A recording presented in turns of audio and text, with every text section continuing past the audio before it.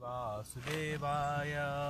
Om Namo Bhagavate Vasudevaya. Om Namo Bhagavate Vasudevaya. Om Namo Bhagavate Vasudevaya. Om Namo Bhagavate Vasudevaya. Om Namo Bhagavate Vasudevaya. Om Jnanaatimirandasya Jnananjana Shalakaya Chaksharunmilitam yena tasmai Shri Gurave Namaha. Shri Chaitanya Manobhistam Stapitam Yena Bhutale Swayam Rupa Kadamayam Dadati Swapadantikam Vandeham Shri Guru Shri Yuta Parakamalam Shri Gurun Vaishnavam Cha Shri Rupam Sahajatam Sahagana Raghunatam Vitam Tam Sajivam Sadvaitam Savadutam Parirana Saitam Krishna Chaitanya Devam Shri Radha Krishna Padam Sagana Lalita Shri Vishakamitam Hey Krishna Karuna Sindhu Dinabandhu Jagatpate Gopesha Gopika Kanta Radha Kanta Namostute Tapta Kanchana Gaurangi Radhe Vrindavaneshwari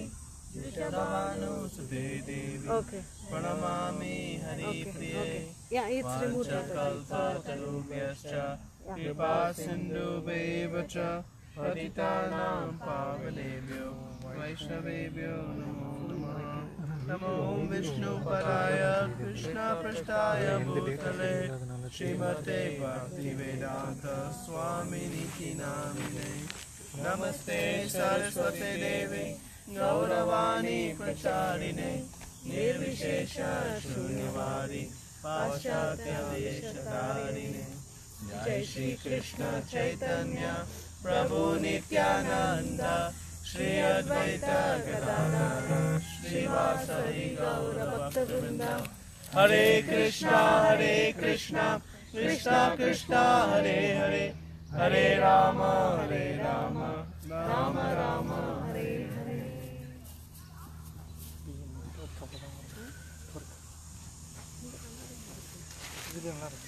Hare Krishna. Streaming le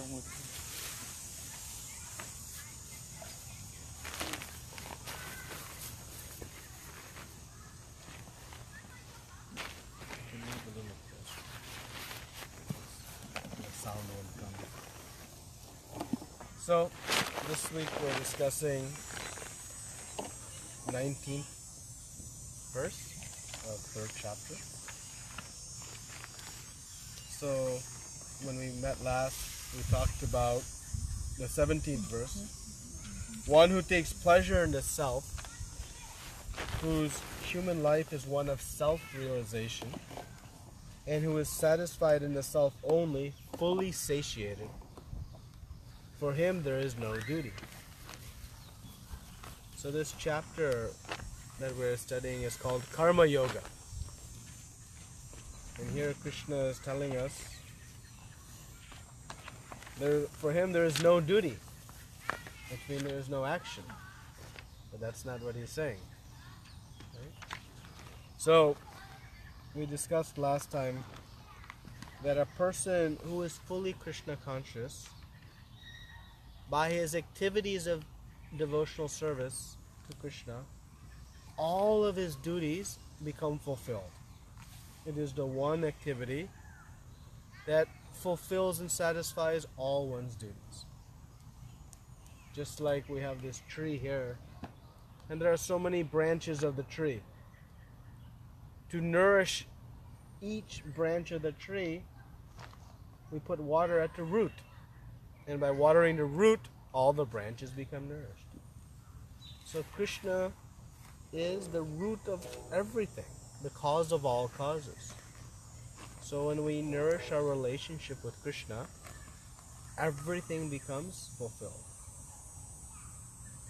But sometimes we wonder, well, if I worship Krishna, then I have to who's going to take care of my family, who's going to take care of me, who's going to take care of society. Sometimes, atheistic philosophers will say, well, if everyone becomes devotee, who will maintain the world? Well, that is as foolish as to say, well, if I water the root of the tree, who is going to water the branches? We know by watering the root, automatically the branches are nourished. It is the only way, actually, to nourish the branches. Similarly, Krishna consciousness is the only means by one will find satisfaction. See, Krishna says, fully satiated. One who takes pleasure in the self, whose human life is one of self-realization. What is self-realization again?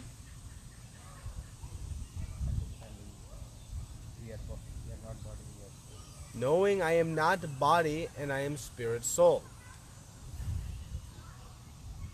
Is that the complete self-realization? Connecting with the God. I need to know who I am connected with. So I am soul, but what is the soul? What is the occupation or duty of the soul? We have picked up so many duties of the body. I may be a father, I may be a mother, I may be a brother, I may be a co-worker, a neighbor. Those duties we have acquired. But what is the duty of the soul? We must answer to become fully self-realized. So just knowing I'm spirit soul is the first step, but it is not complete. Imagine, what is the soul? And we know the soul is part and parcel of Krishna. Which means there is one activity that is fully satisfying to the soul, meaning fully satiated. And that is serving Krishna. Until we come to service of Krishna, one will not be fully satisfied. And if we are not fully satisfied, will we be happy? No.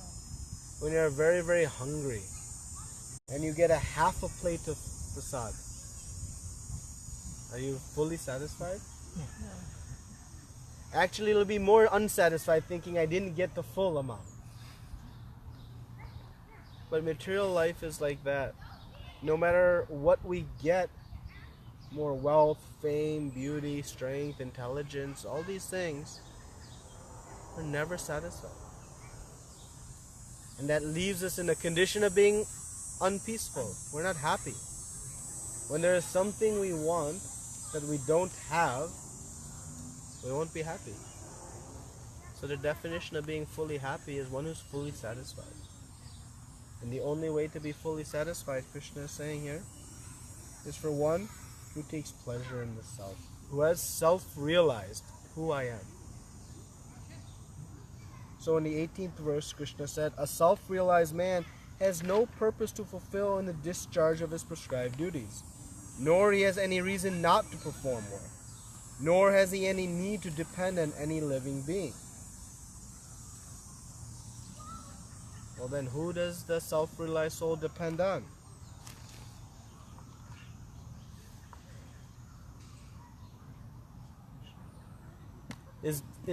Are any of us independent and we can maintain ourselves? Anyone can maintain? The president of the country is like they're independent, they can do what they want. We are all fully dependent living entities. No matter how wealthy you are, how intelligent you are, how strong you are, you rely on the sun to rise every day in the eastern horizon, without which we have nothing. What foodstuffs will grow to fuel the body without the sun? How will have any kind of warmth? No, won't exist. Right? So the dependence is there. We're fully dependent. And ultimately, one who is Krishna conscious knows it is best to depend on the Supreme Personality of God. So now let's read the 19th verse. Someone wants to read the verse? Therefore, without being attached to the fruits of activities, one should act as a matter of duty. For by working without attachment, one attains the Supreme. Okay. The Supreme is the personality of Godhead for the devotees and liberation for the impersonalists. The person therefore acting for Krishna or in Krishna consciousness under proper guidance and without attachment to the result of the work is certainly making progress toward the supreme goal of life. Arjuna is told that he should fight in the battle of Kurukshetra for the interest of Krishna because Krishna wanted him to fight. To be a good man or a non-violent man is a personal attachment, but to act on behalf of the Supreme is to act without attachment for the result. That is perfect action of highest degree, recommended by the Supreme Personality of Godhead Sri Krishna. Vedic rituals like prescribed sacrifices are performed for purification of impious activities that were performed in the field of sense gratification. But action in Krishna consciousness is transcendental to the reactions of good or evil work. A Krishna conscious person has no attachment for the result, but acts on behalf of Krishna alone. He engages in all kinds of activities, but is completely non-attached. So back to the 9th verse of this chapter, Krishna said we must work, but we must do one specific thing. What did he say in the 9th verse? One must perform sacrifice, yajna. Which means one must detach from the fruit. So Krishna here is saying, therefore, without being attached to the fruits of activities, one should act as a matter of duty. For working without attachment, one attains the Supreme. Right? So let's see, Prabhupada gives a very nice, almost complete sentence here in the second sentence. So he says, certainly makes progress towards the supreme goal of life. What is the supreme goal of life? Reaching Krishna. To be happy. So reaching Krishna is the means to being happy. So both are fair. That is the supreme goal of life. What does supreme mean? Ultimate. What does ultimate mean? Krishna. Everything is Krishna. Everything is Krishna. But what's that? The end. Which means Final destination. when you come to the mountaintop, when you reach the summit, it means you cannot take one more step anywhere else. Right? You're at the top. The absolute top. When you're, we always say we want to be the best, strive for the best. So what is the best thing that one can achieve in one's life? There's happiness and peace. Complete happiness, complete peace. Not partial happiness, not partial peace, but complete, undeviating, eternal, uninterrupted. So that is the goal of life. So how to find that? Where can it be found? On the beaches of Hawaii? In the mansions of Bill Gates? In the powerful palace of the king? In our neighbor's house? Where can we find this condition of uninterrupted eternal peace and happiness? In the spiritual world. Right? In the spiritual world is Vaikunta, free of misery, all miseries. Which means it is full of bliss and bliss. So how to reach the spiritual world? Okay. Go on to Expedia, put beginning destination, DTW, ending destination, Goloka Vrindavan. Surrendering to Krishna. That is the only means. It is devotional service to Krishna. That is my nature. The inherent nature of me as living entity, as soul, is to serve Krishna.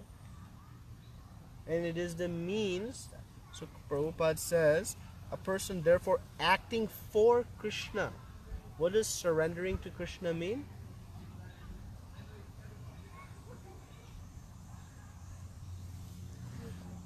Devotional service, serving Krishna, acting as an instrument for Krishna, leaving the results to Krishna, good or bad, whether it comes or not, leaving it to Krishna. Full faith. Full faith. Surrender requires faith, right? Child, baby, has full faith in mother and father, particularly mother. When child says, lift me, child doesn't think, make sure you strap the harness safety belt on me so if you don't drop me. Don't think. Well, as soon as we go up in anything, we want security. But child has faith in mother. Child has faith that mother will take us only to a good place. They have no ability to take themselves anywhere. So that surrender requires faith. What does it mean to be an instrument for Krishna?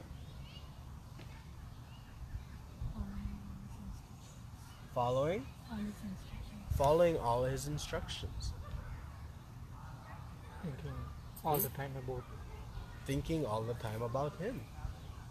So, For his pleasure. working for his pleasure. Now what would inspire me to work for someone else's pleasure? For Krishna's pleasure? It requires some faith. Faith in what? Faith in Krishna. That what will be the result in me working for Krishna's pleasure? Happy. He'll take care of me. I won't have to worry about who will feed me, where my chapatis will come, who will take care of me when I'm sick, who will give me shelter, protection, all these things, right? So, acting for Krishna, surrendering to Krishna, means having full dependence and faith in the love and protection of the Lord. Now, our material consciousness is so polluted, it's so illusion. Remember, the material world is like a reflection of the reality of spiritual world.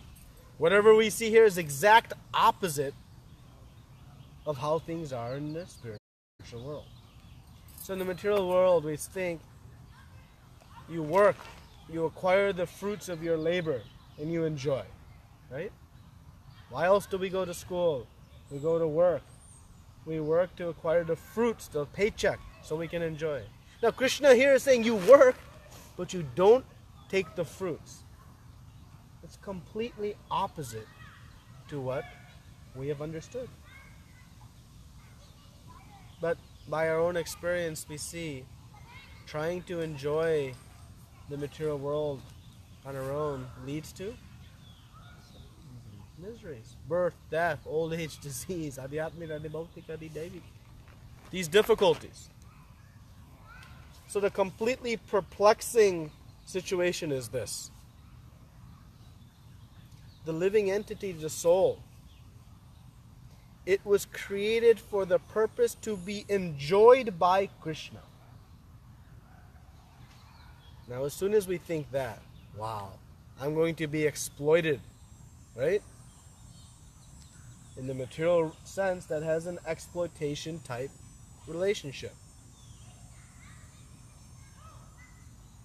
But when the living entity realizes this fact, that my purpose in life is to give Krishna pleasure,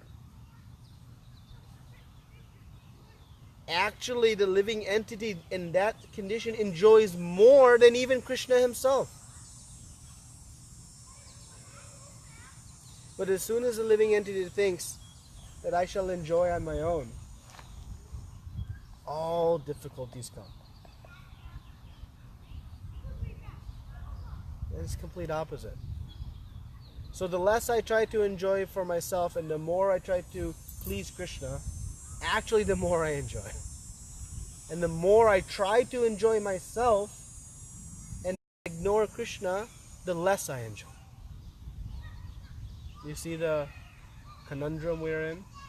How illusion, Maya, brings us to this consciousness. So Krishna is slowly, as we progress in this Bhagavad Gita, is going to bring us to this 9th chapter, where he's going to speak about the most confidential knowledge is pure devotional service.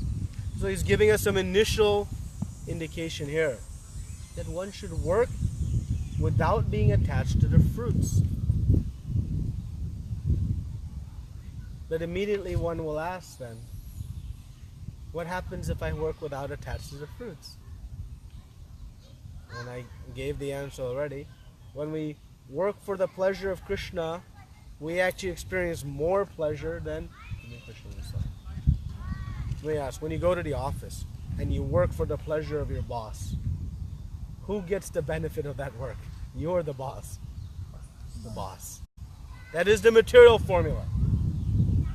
But in the spiritual formula, it doesn't work like that. And we have some indication of this in our own practical experience. When you have child and mother, if one plate of food comes, who eats first? The child. Always. Unequivocally. The mother and father have pleasure in seeing their children happy. Is it not? But child has a responsibility, particularly as they begin to grow up, and that is to be obedient, following the instructions and guidance of mother and father. And in such a relationship, who ultimately always wins, and wins in a sense, gets the best of everything? The child.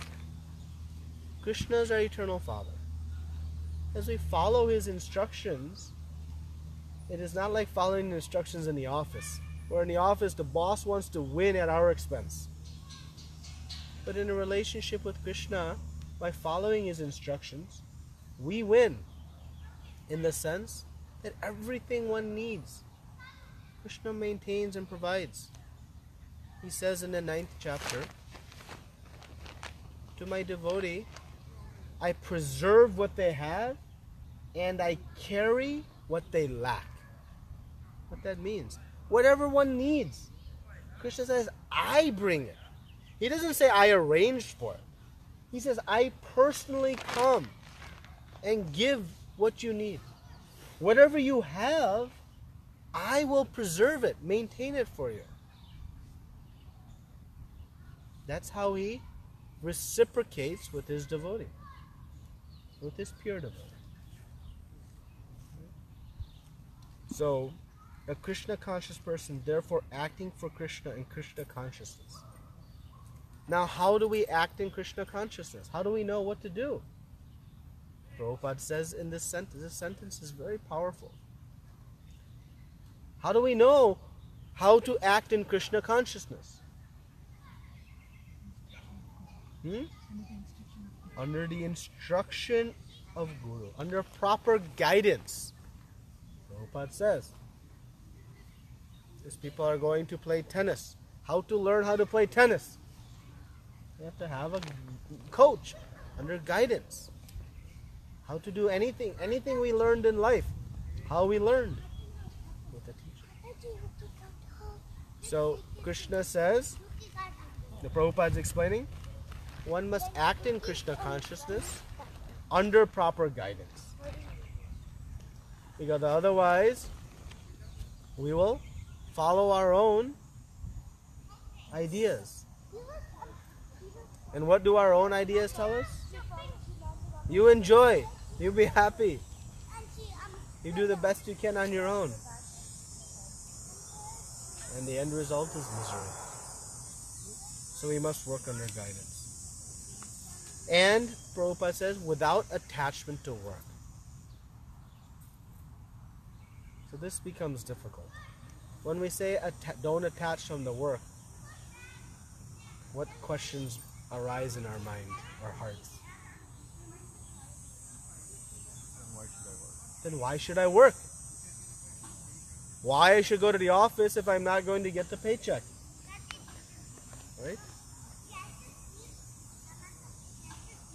And what other idea comes up? A question comes.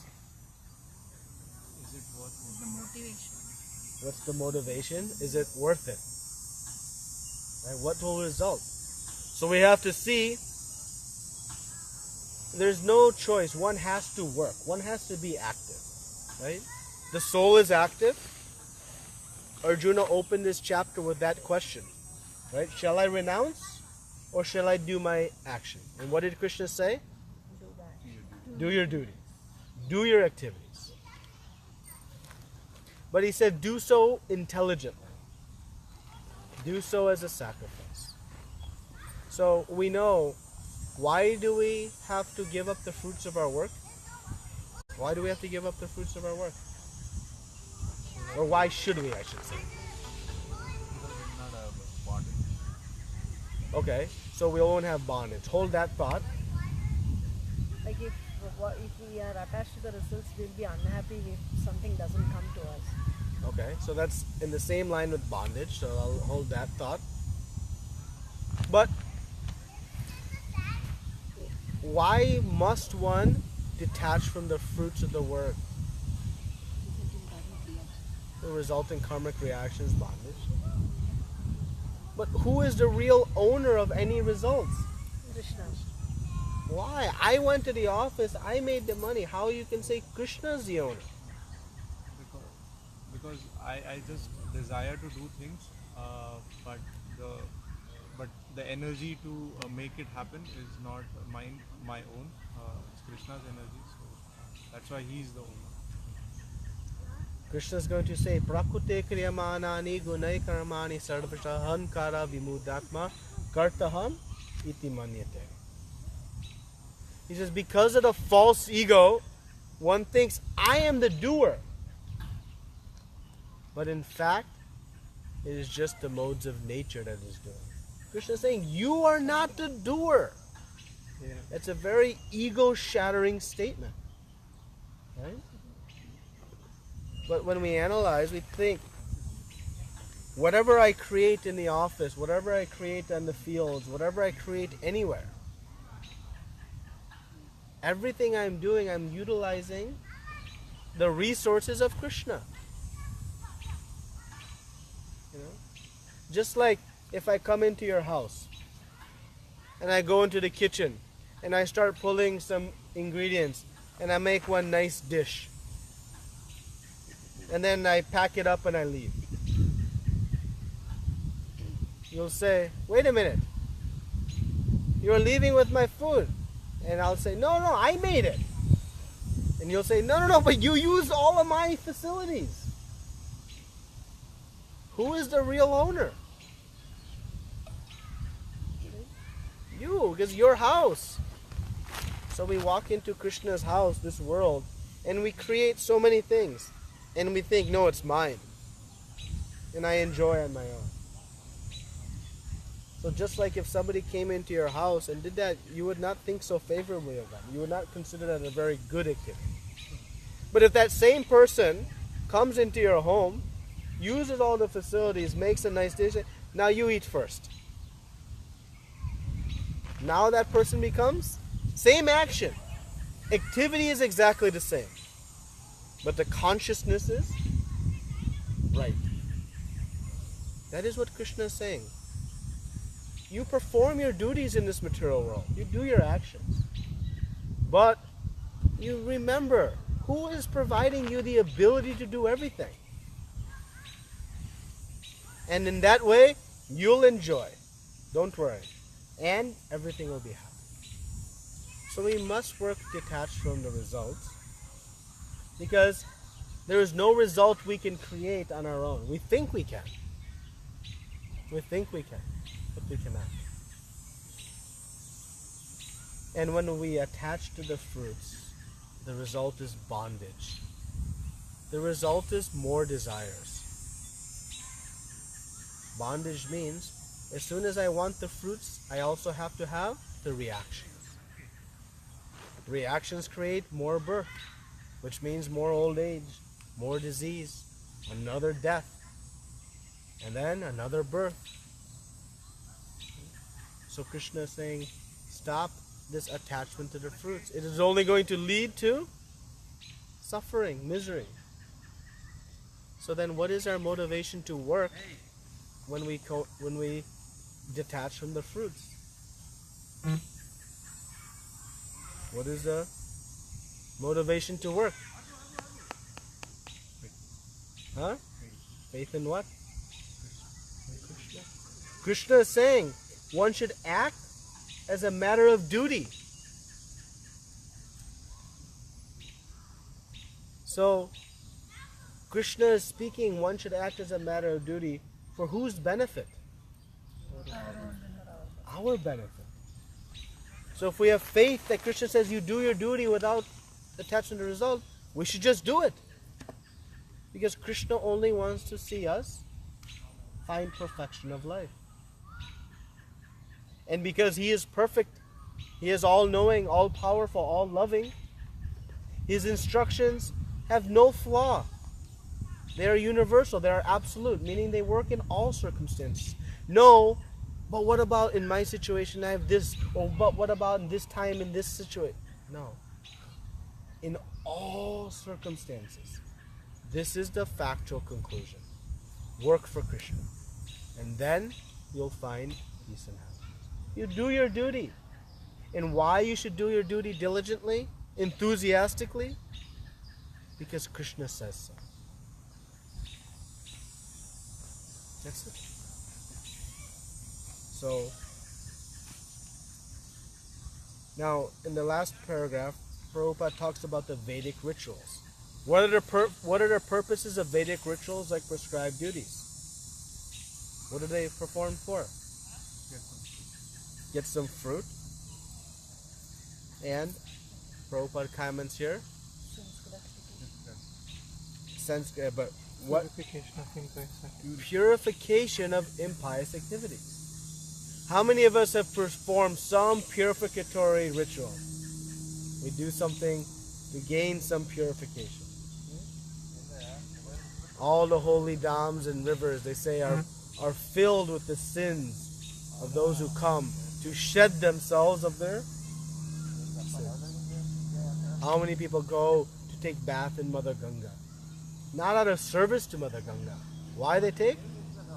To leave back their sins, to be purified from their sins.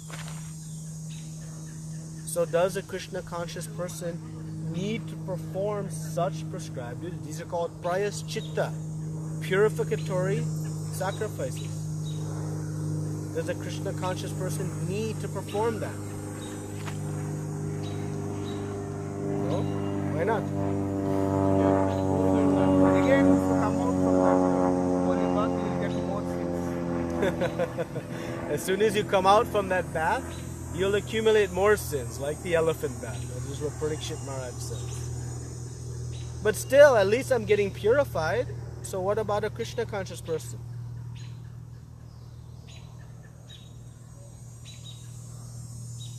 This person is not attached to results and he's not going to do anything like. Okay. Which is not So a correct. Krishna conscious person is not attached to sense gratification, so thus there are no sinful reactions. But okay, if I became Krishna conscious yesterday, what about all the prior activities? Don't I need to purify from them? So don't I need some prescribed duties to perform to purify from them?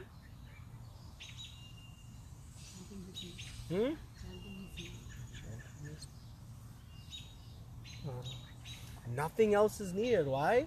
Because Krishna consciousness is the all-in-one process. All-in-one means all. Everything is included in Krishna consciousness. All the purificatory processes, all of the responsibilities and duties to all of the different personalities, our forefathers, the different devatas, the different personalities, and ultimately our duty to Krishna. Remember, when you water the root of that tree, how many of the branches are nourished? All of them. Each of those branches represent our different goals, of these different sacrifices, whether it's purification, whether it's satisfaction of obligations and duties, whether it's my own enjoyment, they are all filled by the process of Krishna consciousness. And Krishna says that in the end of the 8th chapter we read last time, that by doing Krishna consciousness, everything that is obtained from all prescribed duties, all different types of worship, all purificatory rites, they're all included. It is not that we don't need purification. We need it.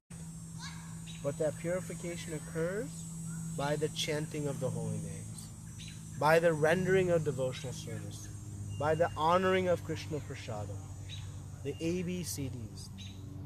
That brings about the purification.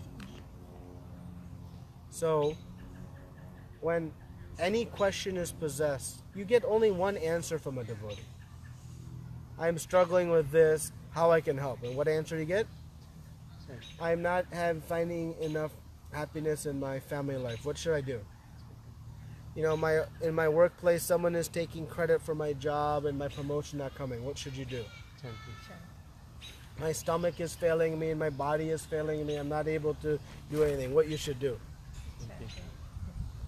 I feel great responsibility to my ancestors for giving me so much. How I can repay them? What can I do? Chanting. Oh, you people only have one answer, chanting. No other way. There is no other way. Harinama, Harinama, Harinama, Ed Kevalam. Kalo Nashteva, Nashteva, Nashteva Gatir Nitya. There is no other way. It is the all-in-one. It contains everything one must do. So all this knowledge we are acquiring, it is simply to increase our faith in the process of chanting the holy names of the Lord. Why I need to know about my duties, fruit of action, yajna, how the food grains come from rains, which come from prescribed duties, to show us ultimately Krishna is the source and root of everything. And our relationship with Him gives us everything one could want.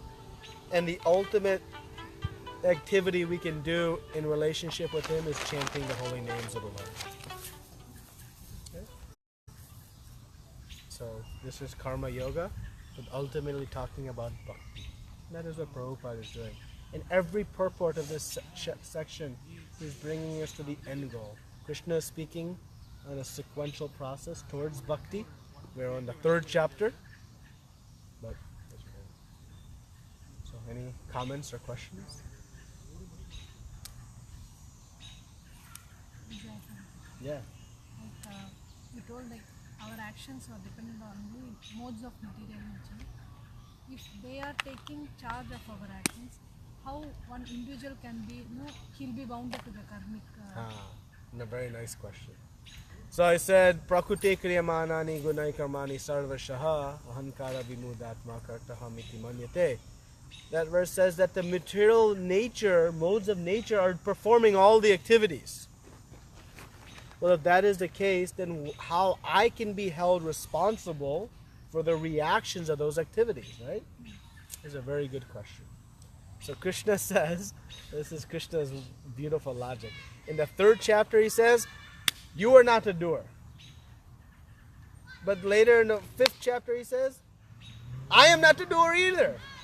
So Krishna says, I am not the doer. And he said, you are not the doer. So what is he trying to say? So Krishna in the 5th chapter is saying, I am not doer, meaning I am not responsible for your karmic reactions. But he has told us we are not the doer. So how we can be responsible for the karmic reactions. Right? So the understanding here is very important. And in the last section of Bhagavad Gita, Krishna will explain in more detail this topic. That we are not the independent doer. And what that means is I do not control my own destiny of what I want to do.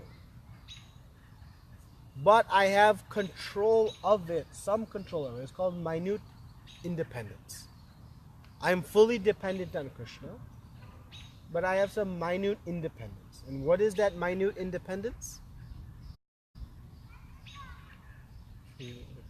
Free will. I can desire what I want. I can choose to do my duty, or I can choose not to. I can choose to surrender the fruits of my work, or I can choose not to. I can choose to perform Krishna consciousness, or I can choose to do sense gratification. We all have that free will. So every action that is performed begins with our desire. So no action begins without first our desire. So I desire to move my hand like this. Once I express that desire, then two other factors come into play. One is Krishna. And he says, I am the maintainer, I am the sanctioner. So I express to move my hand. Krishna says, well, is this person qualified to move their hand? Meaning, does the past actions lead that they have the right to move their hand? If so, then who moves the hand? Me? Do I move the hand? The modes of material nature then move the hand. How? No, I'm moving the hand. No, you're not moving the hand. The neurons in your brain are firing a message down your spinal cord to twitch your muscles so your hand moves. That's not you doing. You're a spirit soul. You're not this body. This body is made up of matter. And who is coordinating and orchestrating all the matter? Krishna. He says, Daivi Hesha Guna Mai, this divine nature of mine.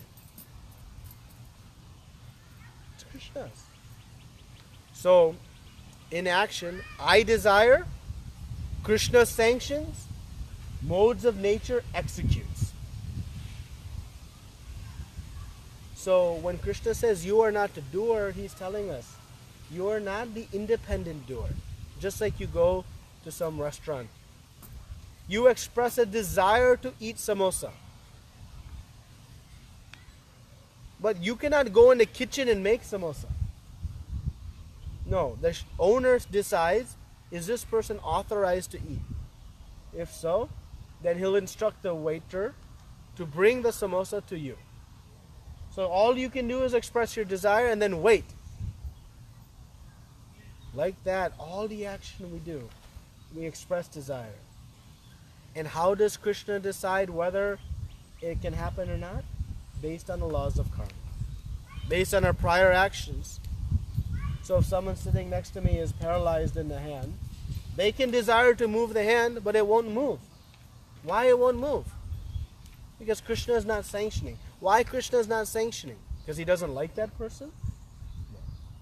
Based on past karma. Okay? So that is why we are responsible for our actions. Why we should be held responsible to material nature? Because our desire is what started the action. So because it starts with our desire, then the result is mine. But we should not be so foolish or egotistical to think that I have the desire and I am also the cause of the action. But this sees how dependent we are. It's okay?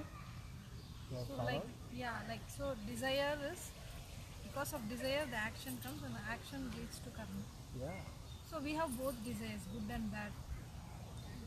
We have good desires, bad desires.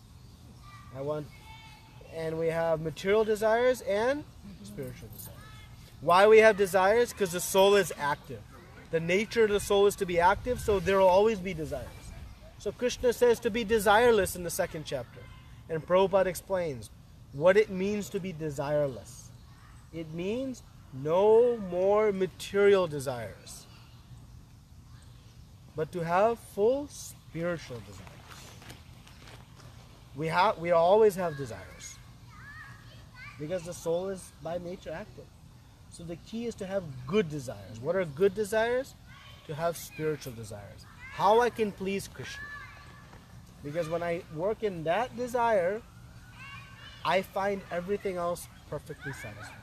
As soon as I think how I can please my body, myself, now I have karma. Now I have old age, death, disease, adhyatmika, adhibhautika, adhimeka. But because this consciousness is so ingrained in us, the opposite of what we should do, Krishna speaks 3rd chapter and 5th chapter on this topic. Do your duty, but don't take the fruit. Because it's so deeply ingrained in us. Do your duty and take the fruit. So we are responsible for action because it is our desire. And our goal is not to get rid of desires. Our goal is to turn our bad desires into good desires. All material desires, even desires in the mode of goodness, philanthropic desires,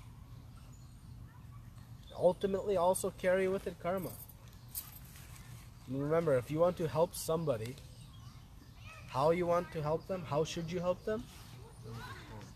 Help their soul. Helping their body will give you some good karma and give them some temporary relief. But any real good will come from it? No. So the desire of compassion to others we were speaking about this morning is one of the natural qualities of the soul. We should have full compassion to help everyone. But we want to help them, not their body. Them means the soul. Okay? Prabhu, 1 second. A Krishna consciousness person, man does not take the shelter of any person or man or demigod. Maybe the Krishna consciousness, it's new for me, especially I would have worshipped some demigod, to come up this level. But how, we can, remove from, how do we avoid, that whatever things that we are doing currently or we have been done, how we can remove it from our mind and go for the Krishna consciousness. So, ultimately Krishna is speaking in the 7th chapter, 9th chapter about specifically the hardest one for us is the demigod worship, the devatas, worshipping of the devatas. And we have to know that with faith, that when Krishna says Mamekam, Krishna says Sarva Dharma, all religious activities, you give up. Abandon all varieties of religion. Sarva Dharmam Parityaja Mam Ekam. Only me you worship. Then Aham Tvam Sarva Param. I'll take care of everything. So any personality we worship, any devata we worship, they give us this guarantee? No, they can reciprocate according to their capacity, right? That's why we have so many. Because for each specific item or matter, topic, we worship. To remove obstacles, to reciprocate for rain, so all. But none say Mamekam and Sarva Pape. All things I'll take. But Krishna says. So the example is given in the later part of Bhagavad Gita that, actually it was in the 2nd chapter, I believe, that, in the villages we have different wells, right? And we have wells for washing clothes, a well for drinking water, a well for irrigating. We have different wells, right? But if you're living on the banks of a giant river, then all the purposes served by the individual wells are served by that large body of water. So like that, Krishna consciousness, all the individual purposes of these different forms of worship are all served by our worship of Krishna. So how to that? To give up our other work is faith. Krishna says it. Otherwise, why he would tell us sarva dharmam parityaja? If he wanted us to satisfy those duties and debts, then he would tell us, you do that action. But instead he says, don't take to the indirect worship of me. Because when we worship the devatas, we are indirectly worshipping Krishna. He says, you're indirectly worshipping me. Why not come to me? Then we say, well, I'm not qualified to worship you directly, so I'm starting in a preliminary stage. But Krishna says, no. What is your qualification? Patram pushpam phalam toyam. No one is unqualified to worship me directly. Just give me a glass of water, a leaf, a fruit or flower, but offer it with love. So Krishna's instructions are absolutely clear from the beginning to the end. He says, you surrender to me. I'll take care of everything. So now we have to have faith in that statement. But why we hold on to other things? Because we're unsure. Well, if I don't worship someone and I worship Krishna, how I know rains will come? Or if I don't worship someone, who's going to remove my obstacles in worshiping Krishna? Or if I don't... So, but Krishna says, Maha may come. Now, who is Krishna to say that? We may ask. Right? He is the Supreme Personality. Yeah, Srila Vasudeva says, Shri Bhagavan Uvacha. He's not saying Shri Krishna Uvacha. He's saying Bhagavan is speaking here. Not just some powerful mystic personality. This is the Supreme Personality of Godhead speaking here. Krishna says, Aham sarvasya prabho mata sarvam pavartate. He says, I am the source of everything. Because he is the source of everything. He says in 7th chapter, there is no truth superior to me. He has complete knowledge. The CEO of the company has complete knowledge of all functions and is the ultimate authority. If someone below says something and the CEO says something else, who is the ultimate authority? Because he is the Krishna says, I am the source of... Who is the source of the devatas? Krishna. Who puts the different devatas in their positions? Krishna. Who gives them the facilities to reciprocate according to our worship? Who gives the actual process of worship? Where the processes come from? The Vedas. Who wrote the Vedas? Krishna. Vedesha sarvaham eva vedo, Vedesha sarvaham. Vedantukud Veda eva chaham. I am the compiler of Vedanta. I am the knower of the Vedas. Krishna says that it is actually me who even gives the faith to one who wants to worship the devatas.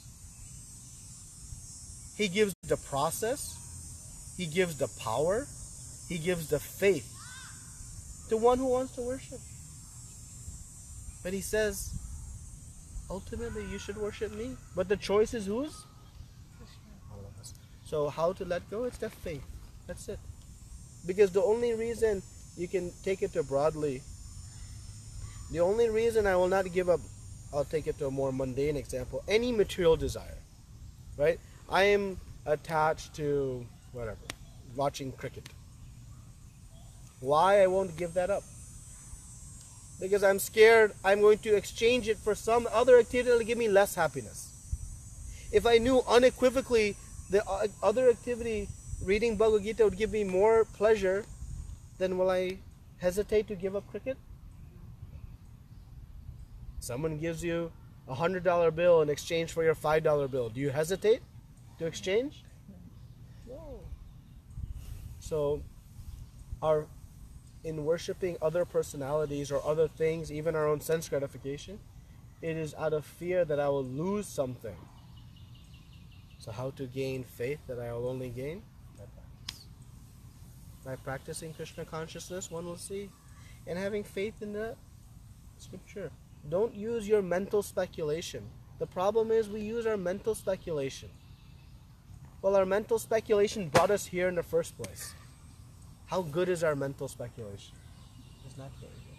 So instead, rely on the authority of Shastra under the guidance of Guru. And they'll show us. This is the unequivocal way. So let go of our own, I think this, I believe this, if you really want to make it.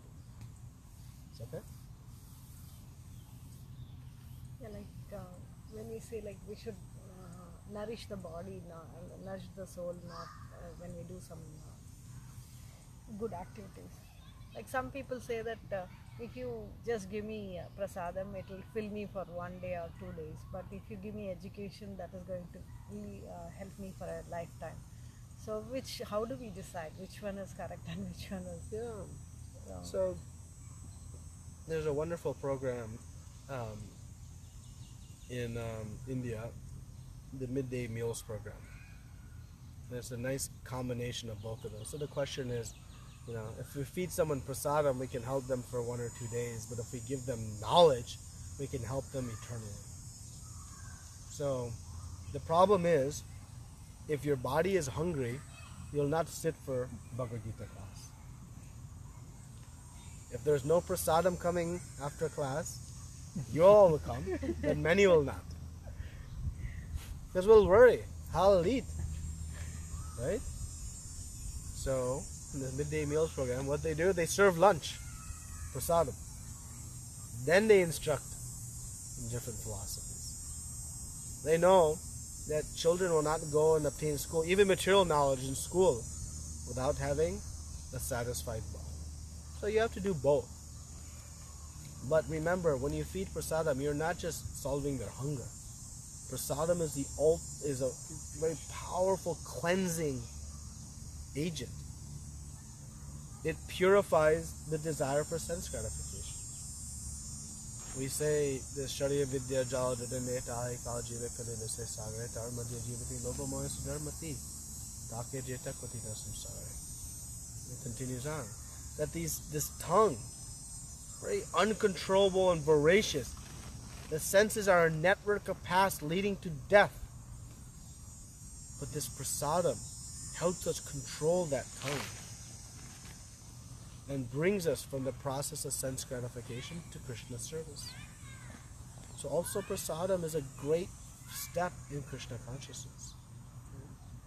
So, yeah, prasadam distribution alone, and again, we have to think on where it's practical. If people are not ready to take the philosophy, but everyone's ready to take prasadam. Nobody will say no to gulab jamuns, samosa, pakora, kachori, rice. That's easy.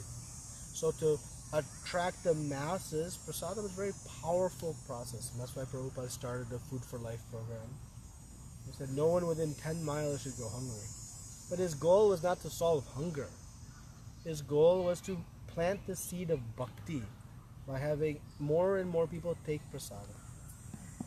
But in the Sunday feast program, he established there must be philosophy. It is not there just to take prasadam, but must have some philosophy. So the Sunday feast, we observe arti. We absorb some philosophy, and then we take prasadam. That's how we design this Sunday feast, very meticulously. Otherwise, it could be just a feast program, or it could be just a philosophy program. Then no, we bring them together. Our bhakti rickshaws are set up that way. We have some kirtan, some philosophy, and prasadam.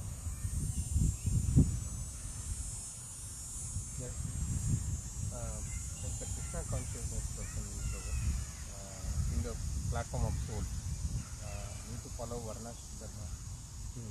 Because I am referring to chapter 143.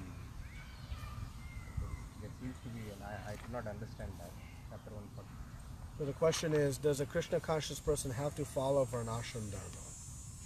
So, and you're referring to question 143.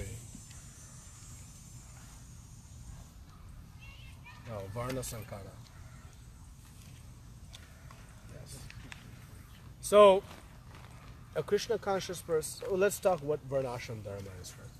Varnashram Dharma is a system to organize society in a way that brings about a very peaceful existence of all living entities, not just humans, but all living entities. So based on everyone's nature and qualities and interests and abilities, everyone has a certain role in society that gives them some satisfaction and maintenance of themselves. So you have the leaders, the administrators, the workers, the business people, everyone has a certain. It is not one exploits the other. I'm speaking in general terms. And so, but Krishna says in the Srimad Bhagavatam that Varnashram Dharma, performing your prescribed duties in Varnashram Dharma, will not yield the ultimate result. Because so it's like making the nice environment for one to then come to Krishna consciousness. The example is given like in a classroom. A teacher makes a very nice environment, very clean, organized desks, nice facilities. But that itself will not bring about knowledge. The teacher then must speak and teach for knowledge to come out. So Varnashram Dharma is creating the environment from which spirituality can then manifest. So Varnashram Dharma alone is not complete. One must use the environment of an organized society to then come to a spiritual platform. So when one comes to Krishna consciousness, explain it one in Bhaktivedanta Saraswati Thakur explained this concept of Daivi Varnashram, meaning spiritual Varnashram. Varnashram is a material setting. It exists in the material world.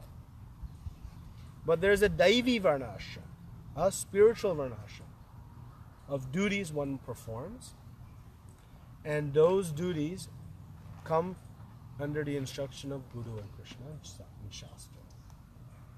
So, it is not that one forgoes their Varnashram, but one transcends to their Daivi Varnashram duties.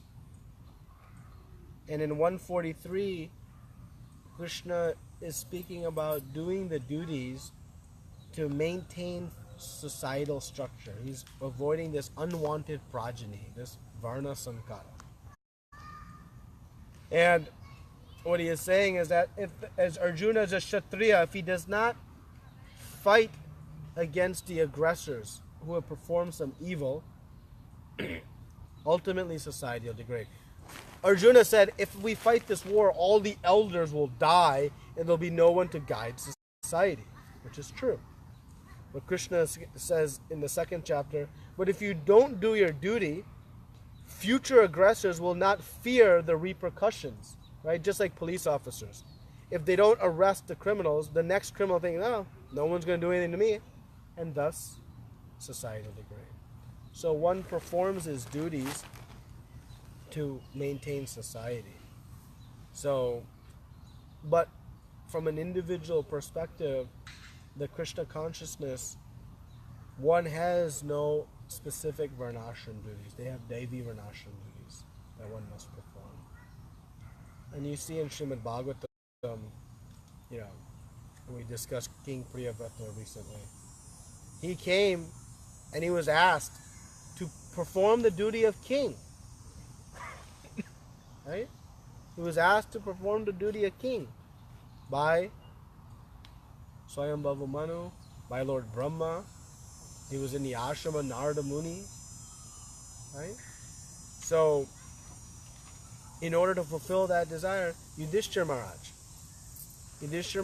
was taken by Krishna to see Bhishma Pita. And Bhishma Pita instructed him on how to do these kingly duties. So Yudhishthira Maharaj was performing the duty of a Kshatriya, king, but under the instruction of Krishna. Okay? Any other questions or comments? Some comments. Someone was telling if I don't know what I'm going to be in my next life, why should I give a lot of things in this life?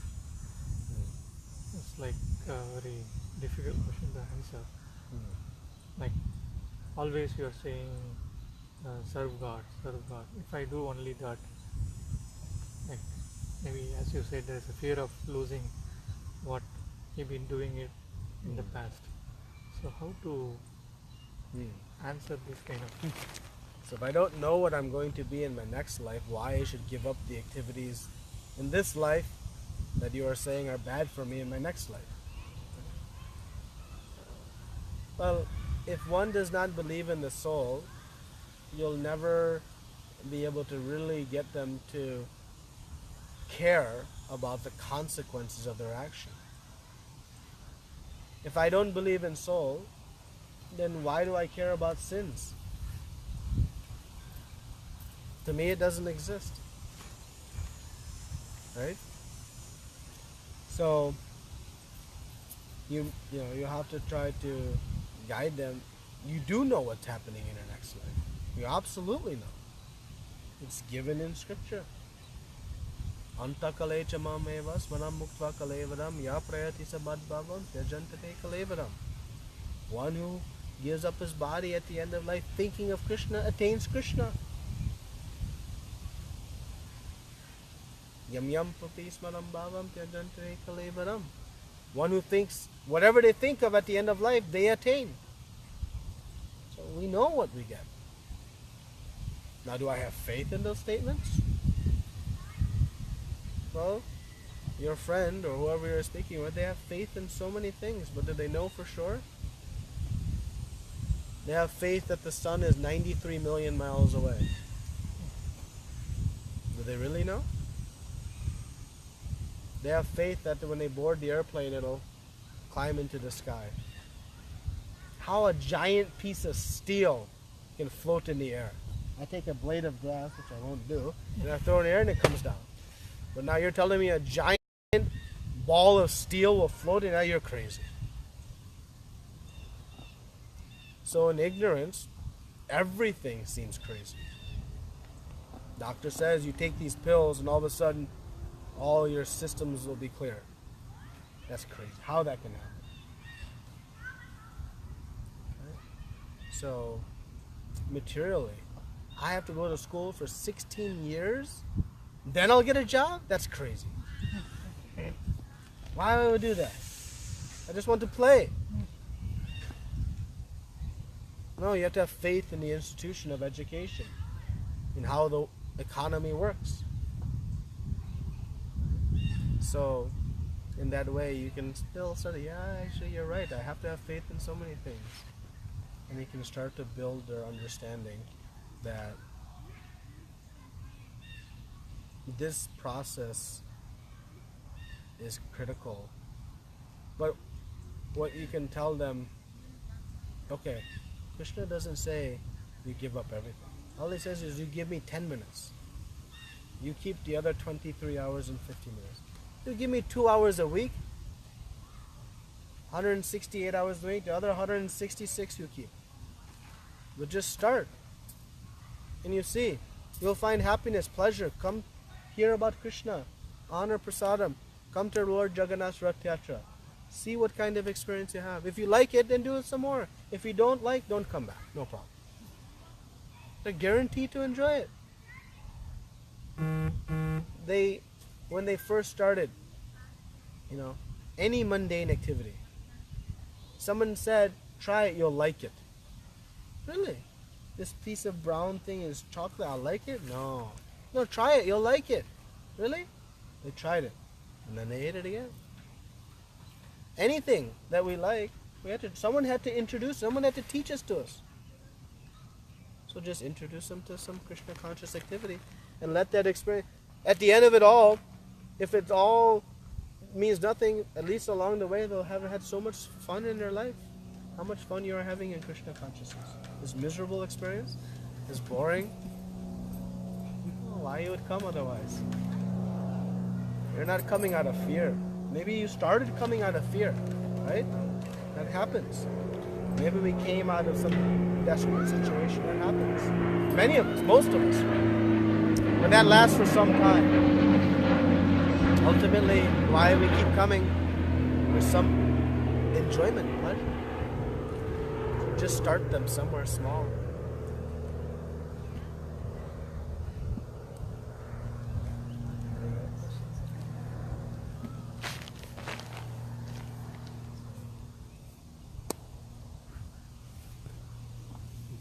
Yeah.